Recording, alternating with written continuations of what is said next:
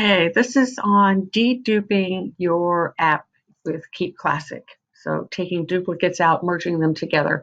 We're going to start off on the home page and click on here on the hamburger to get the tray. We're going to go all the way over here to data cleanup. And from here, we're going to check for duplicate contact records. When we click on this, you can read through this information, but I just click through. And I always check all records every time I do a dedupe. I have never done either one of the other ones because I very seldom ever have anyone that is not marking dupes. So just check through there. This gives you the options of which fields you can check. If it's a big database and I need to do a quick check, I will uncheck stage 1 and uncheck stage 2 and only check on stage 3, which is email.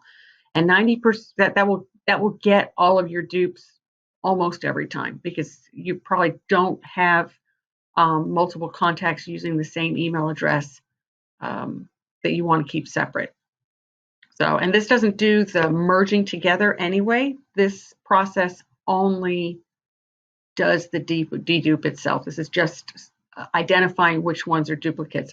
All these other ones, it's like in this one here, it's looking for the first name and the last name and the email, first name and the last name and the company.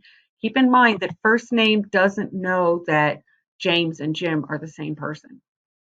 So if they've got two contact records and one is listed as Jim and one's listed as Jimmy, this method here will not identify them as a duplicate because Keap recognizes them as two separate records. So that's why I primarily use just the email. When we hit next, it's going to give you a dialog box. You click OK, and it runs through the dedupe process. This is a test app that I have, so I have very few contacts. If you have a large database, it will take a while to run. If you've got 30 or 40,000 contacts, it might only take 5 or 10 minutes. If you've got 400,000 or 500,000, it could easily take several hours. I had a client one time that had 1.5 million. It took all weekend. We would set it on Friday and we'd come back on Sunday and do the merges. But that's the process. It's super easy. And then once it's identified the duplicates, you can click on here to view the ones that are duplicates. So you can see these here. If you don't have that page anymore, you can go back up here, go to the data cleanup again, and from there you can view the duplicate contact records there, and it will show you the same thing.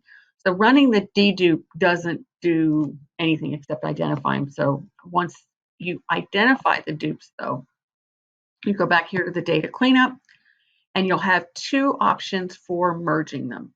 You can overwrite old data with new data, or you can add data from the two contact records. The explanations here are pretty good, but for most of my clients, we're just adding new data. We're not overwriting.